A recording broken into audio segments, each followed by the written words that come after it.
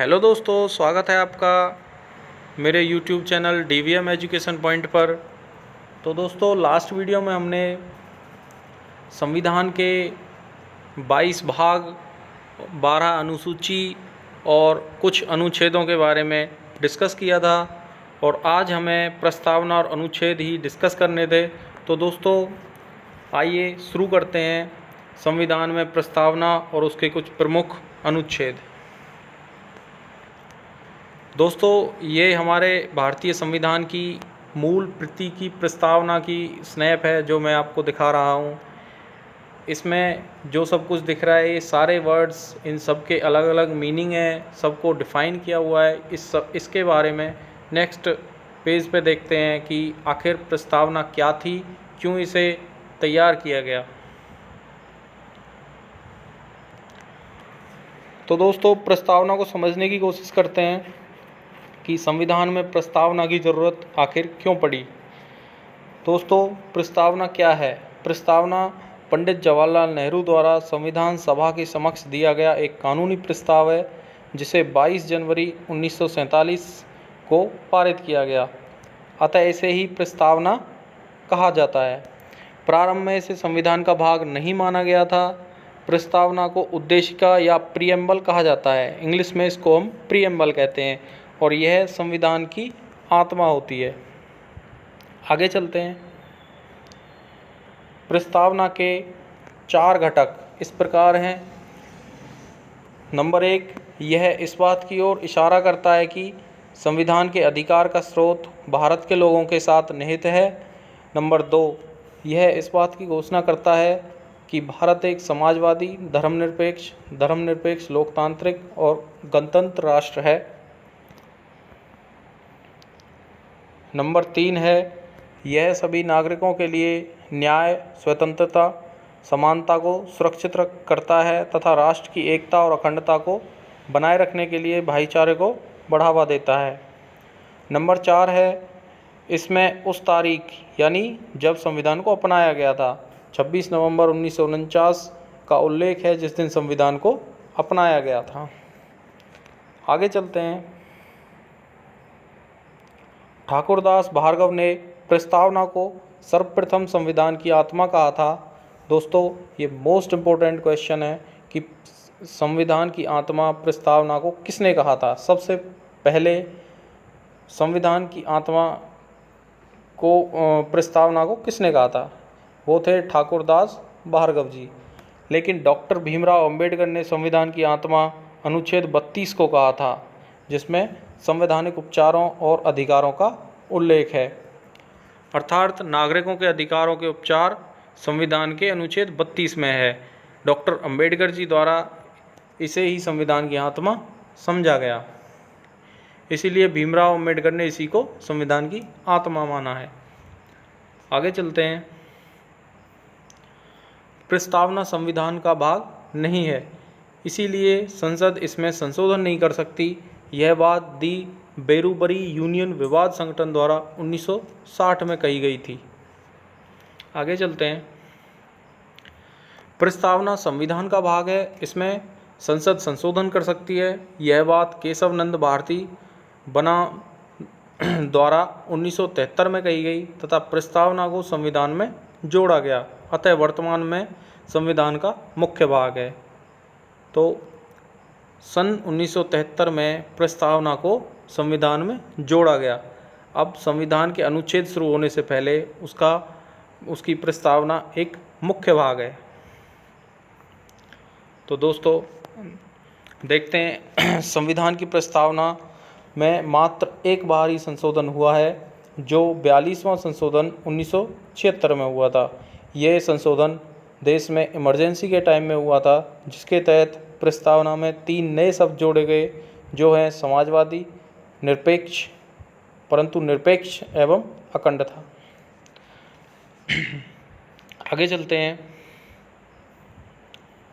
दोस्तों, संविधान की प्रस्तावना में हम भारत के लोग यह प्रेरणा यूएनओ से ली गई, यानी यूनाइटेड नेशन ऑफ ऑर्गेनाइजेशन से ये प्रस्तावना में हम भारत के लोग वर्ड लिया गया, जिसका अर्थ भारतीय संविधान की अंतरिम शक्ति भारतीय जनता के हाथ में होगी।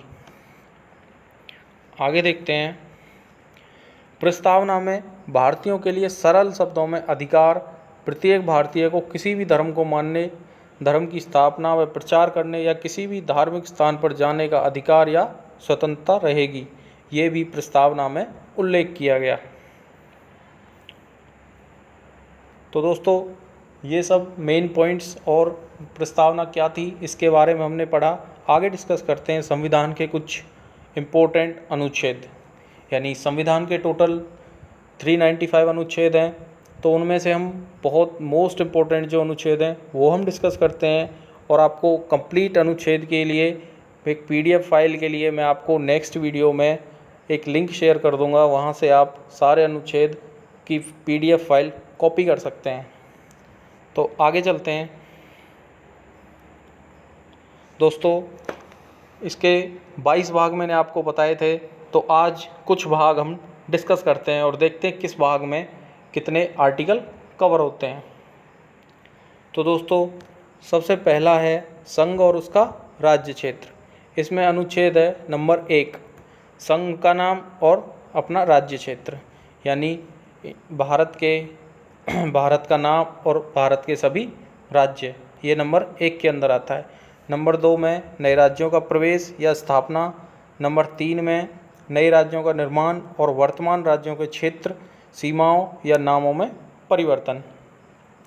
नंबर 4 में पहली अनुसूची और चौथी अनुसूचियों के संशोधन तथा अनुपूरक और परिणामिक विषयों का उपबंध करने के लिए अनुच्छेद 2 और 3 के अधीन बनाई गई विधियाँ। तो दोस्तों 4 नंबर भी 2 और 3 से ही रिलेटेड है। अगला भाग देखते हैं।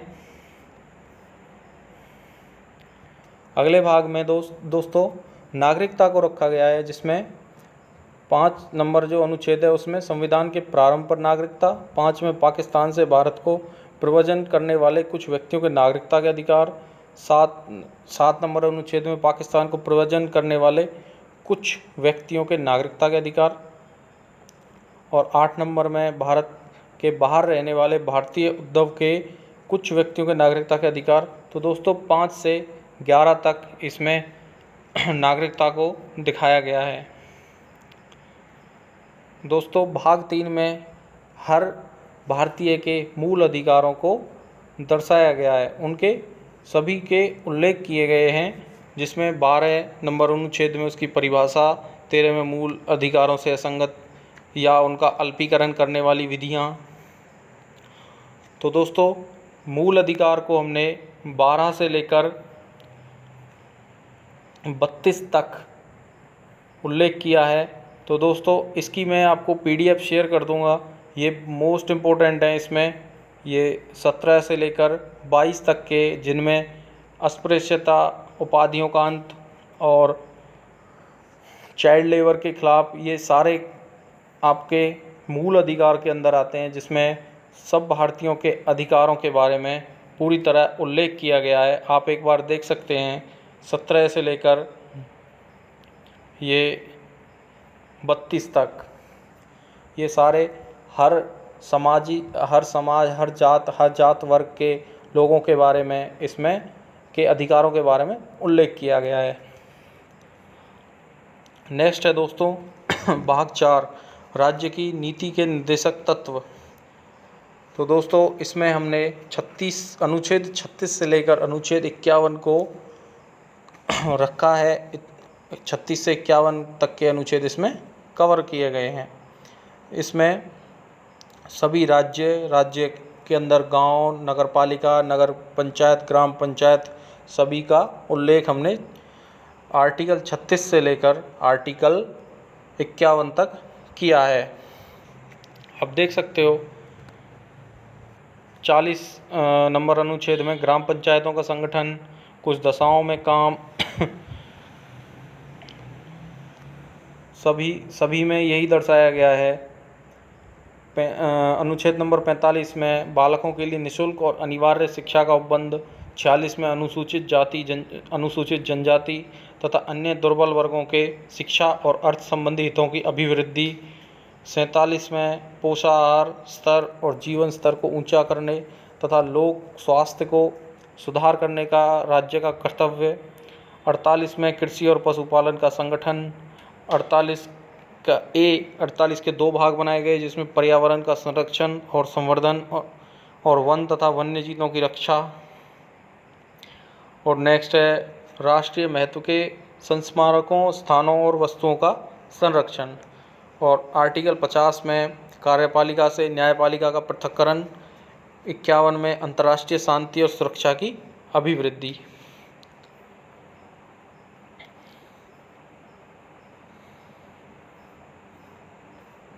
तो दोस्तों यहाँ हमने देखा ये 35 से 51 तक के सभी अनुच्छेद राज्य की नीति निर्देशक तत्व के अंदर कवर किए गए। तो दोस्तों